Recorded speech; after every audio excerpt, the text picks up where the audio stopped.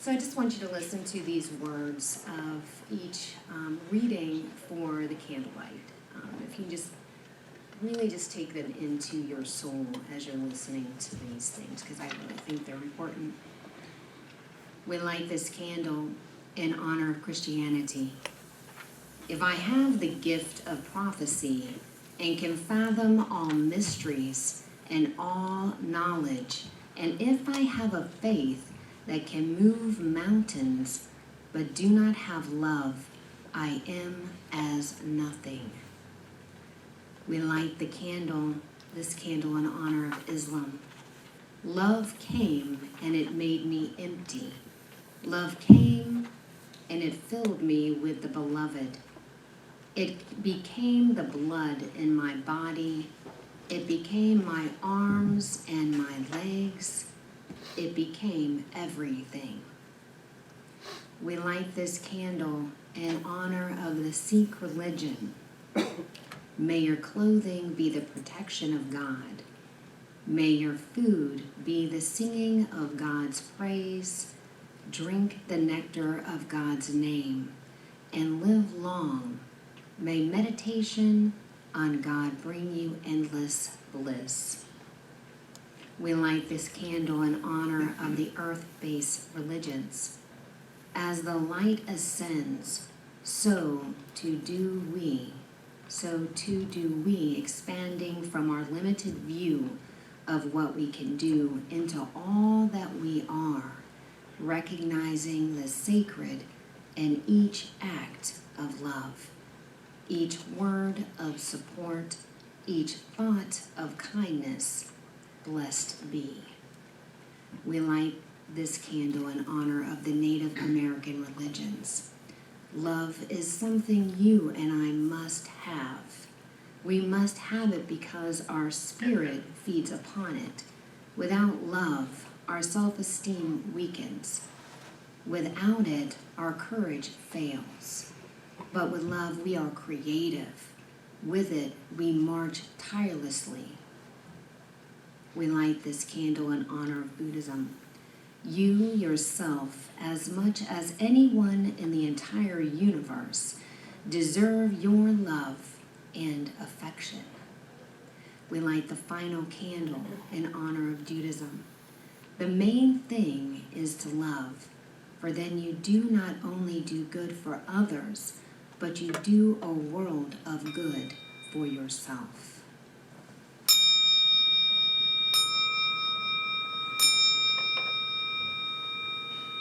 February's theme, all the colors of love. Our bodies are not apologies. This is by Ernest Holmes. My body is some part of the body of God. The free-flowing life of spirit is now energizing every part of my being and quickening it into life and action. So if you could just take these words into that inner sanctuary for a few moments of contemplation with me.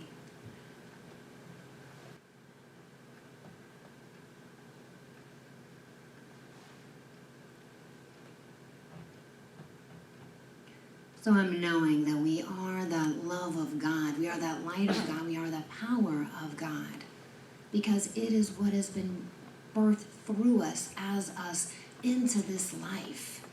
We are part of that divine, innate knowing how to love, how to be in the moment of that space of light and beauty.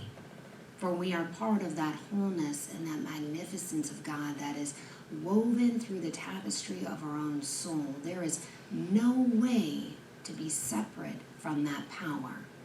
And so I know that that same energy, that same power is moving through each one of us in the sanctuary, through Facebook, through all these different avenues. For we are always in that unity of love and light and God.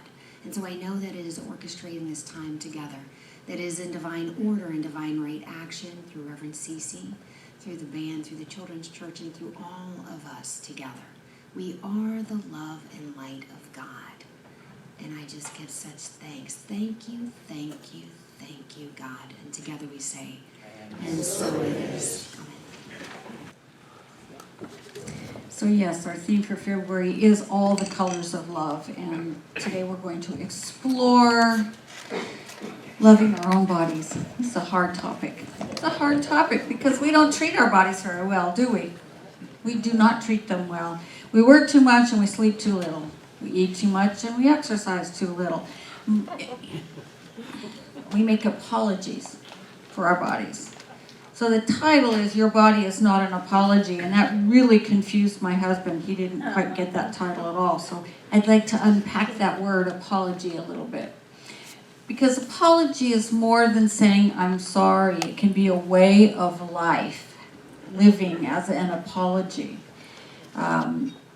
Living as though we're not entitled to our own joy and our own power, and that we have to somehow atone for our way of existing. And this is really apparent in terms of our physical bodies.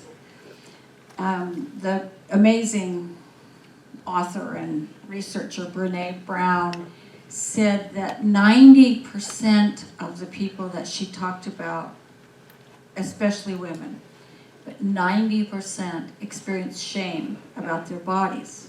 It's true of men too, but I think women are more inclined to admit it.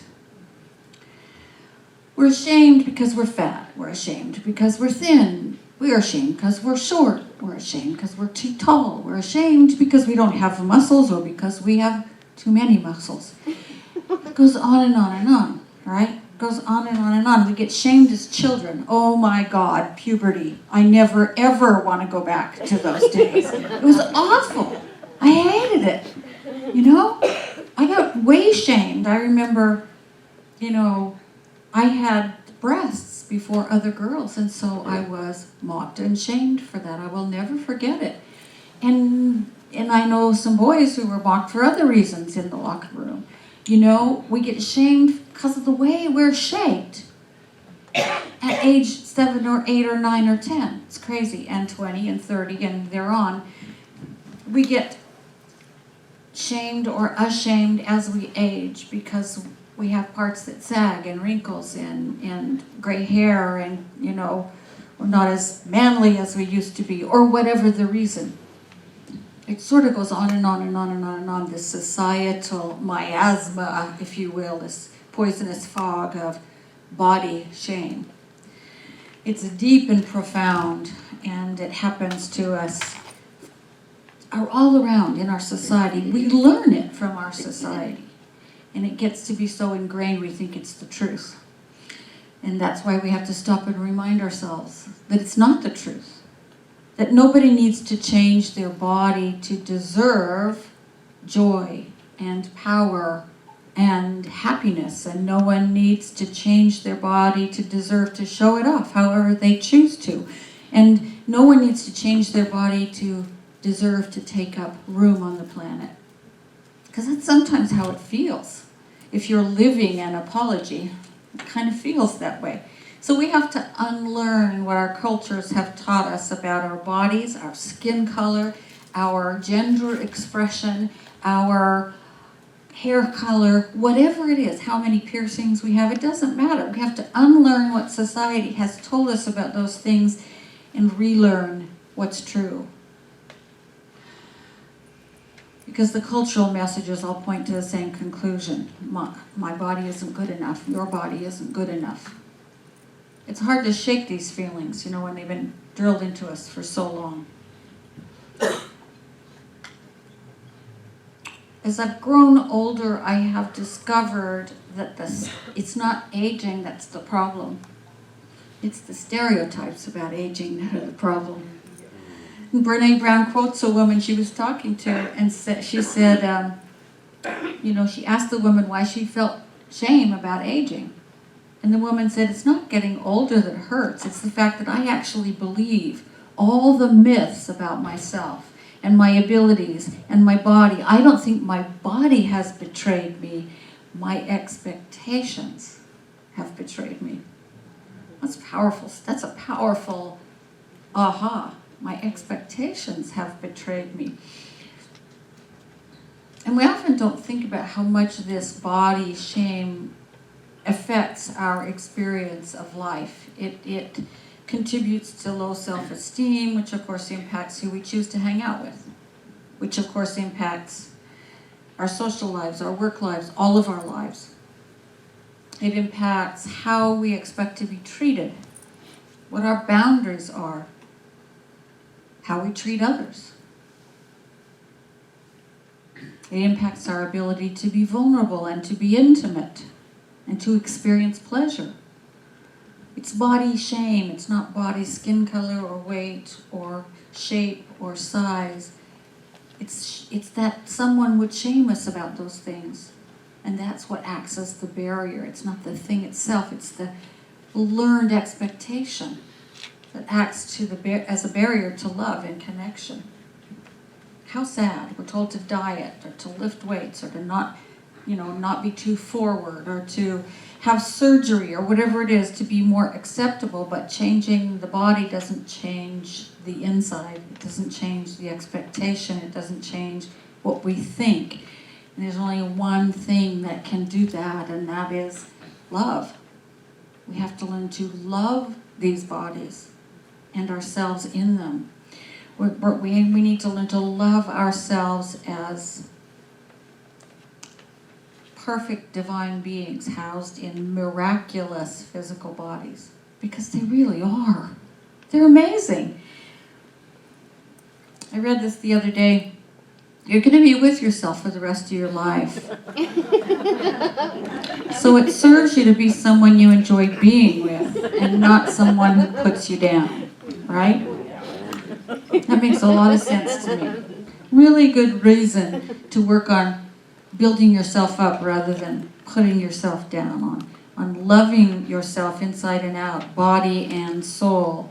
And so that's really what I want to talk about. Ernest Holmes wrote a beautiful thing. He said, the body expresses intelligence. It's apparent intelligence lent by the consciousness which permeates it. The physical body has evolved for the purpose of allowing consciousness to operate on this plane. We have this incredibly evolved body that lets consciousness function on this plane and on this planet. That's really cool when you think about it, because without it, we would not be having this human experience. We simply wouldn't be able to be here in this way.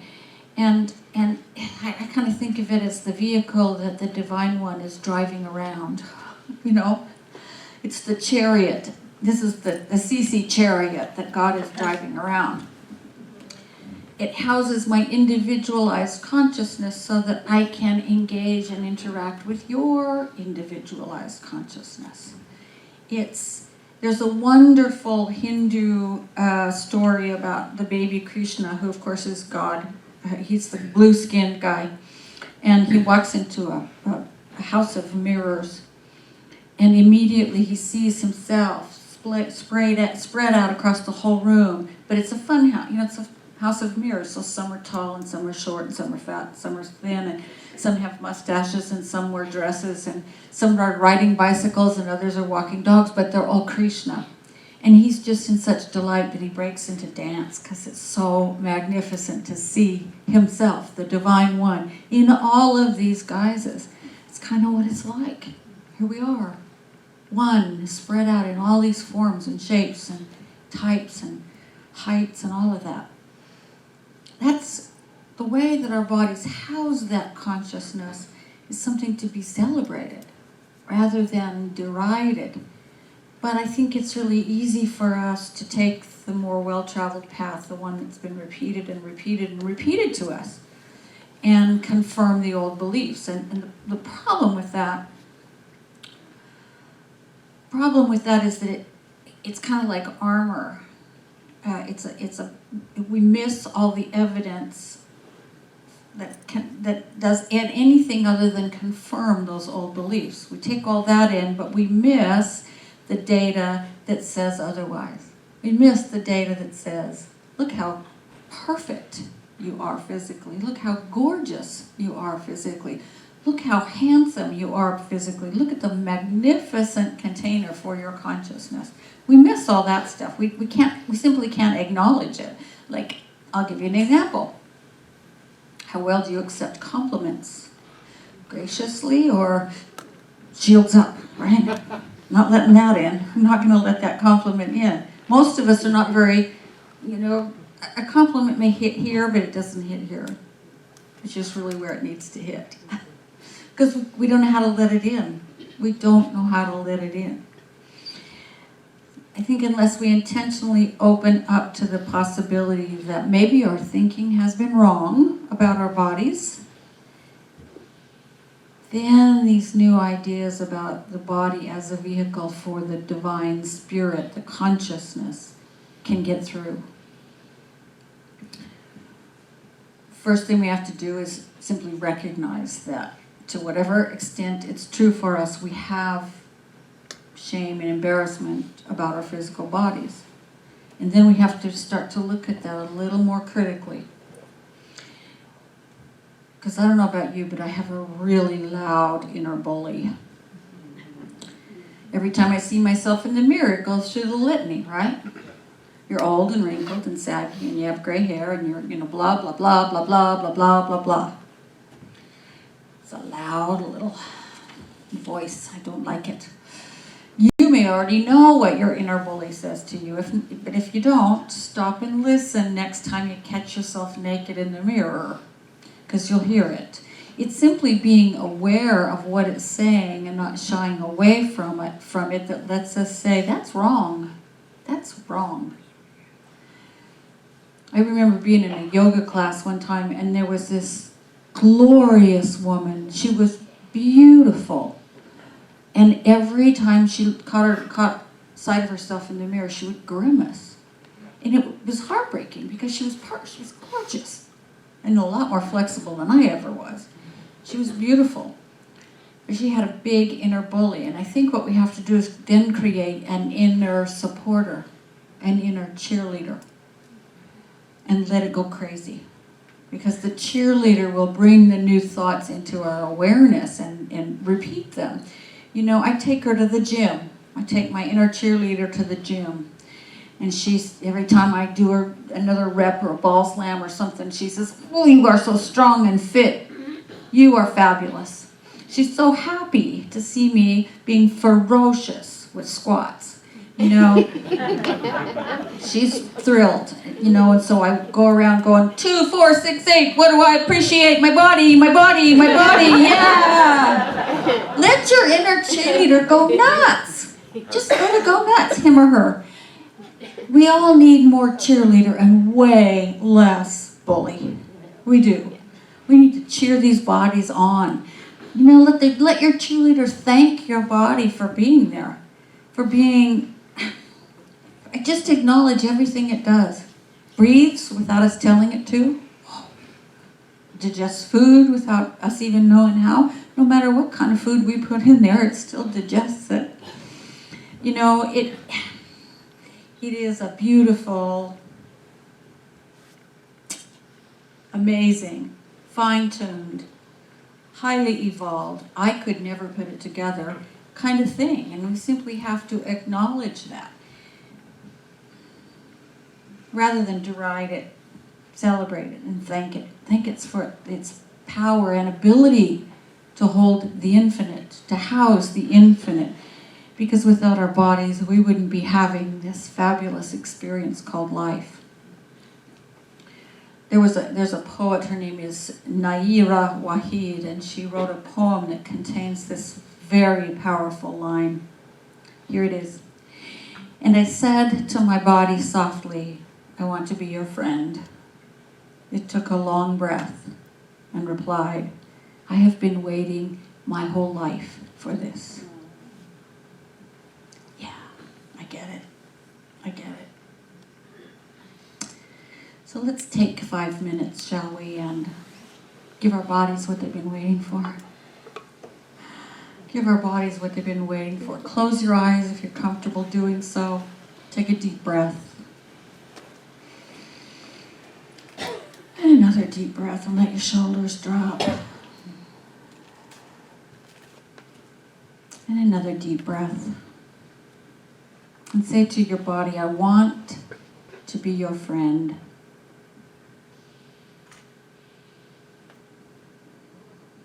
And simply bring into your awareness your feet.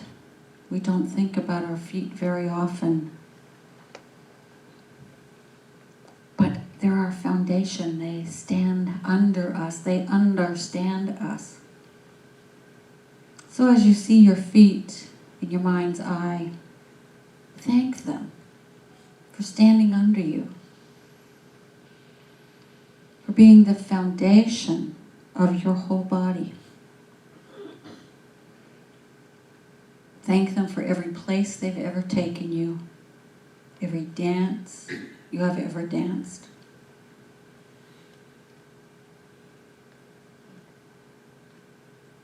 And move your awareness to your legs. And imagine the muscles that make them up. The muscles of the calves and the fronts of the shins and the thighs and the knees, the muscles that let your knees bend and straighten. Muscles that let you sit down and stand back up. The muscles that move your legs as you walk or run or dance or bend over or whatever it is you do. And thank your legs for their support of you and their strength and their movement. For sitting and standing and kneeling and dancing and running and walking and all those other things our legs do.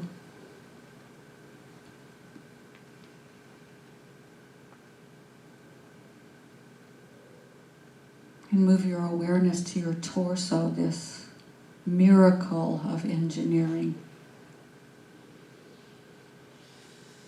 The amazing home of your digestive and reproductive and circulatory and respiratory organs and more. Think about everything that goes on in this space. You breathe in and the oxygen molecules effortlessly diffuse into the bloodstream, and the heart ceaselessly pumps those oxygen molecules all around the body, and the blood takes up their carbon dioxide molecules and moves them back to the lungs where they flow out, and all those oxygen molecules fuel millions and millions of reactions in your body that digest your food and move your muscles and create sensations and pleasure and ideas and all the other things that happen in this amazing body.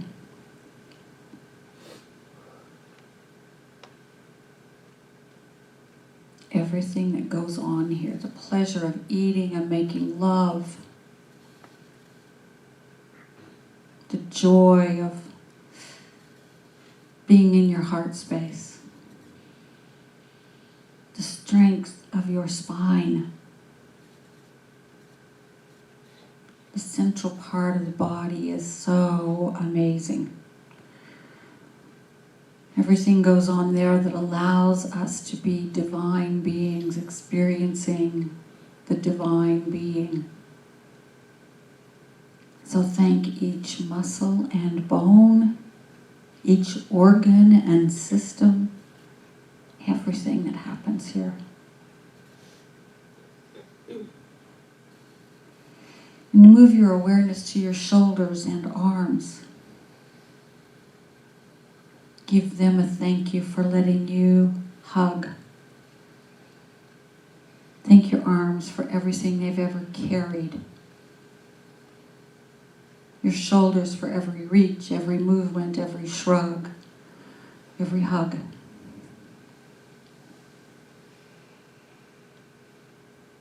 And move down to your hands, your exquisitely sensitive fingers. Again, thank them for every caress, every snowball or baseball or flower stem they've ever held.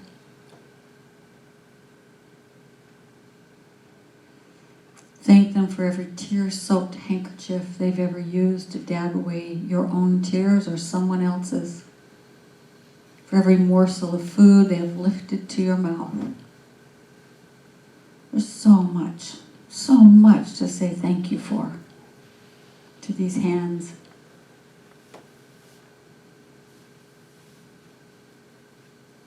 And move your awareness to your head and neck and say thank you for all those little muscles that allow you to chew and swallow and speak and smile. And open and close your eyes and move your tongue. Thank your skull for housing that miracle of miracles, your brain. And finally, your face.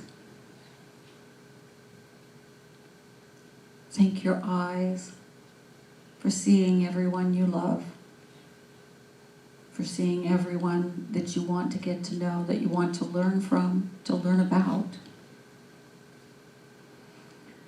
Thank you for your eyes, for their ability to focus on the good in your life, for everything you have ever seen.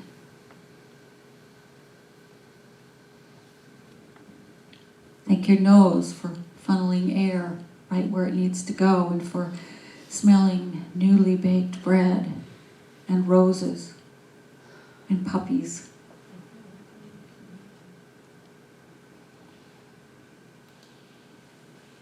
And thank your lips for every kiss they have ever experienced.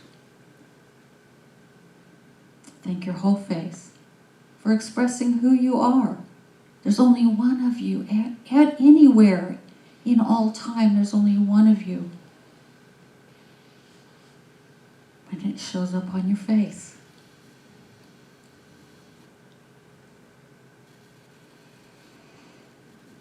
And gently just take in your whole body as it is. And say thank you. Thank you for housing this divine self. Thank you for moving it through life and the world. Thank you for its perfect divine nature.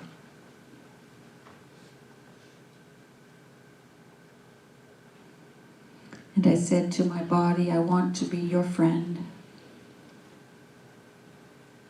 I took a long breath and replied, I have waited my whole life for this.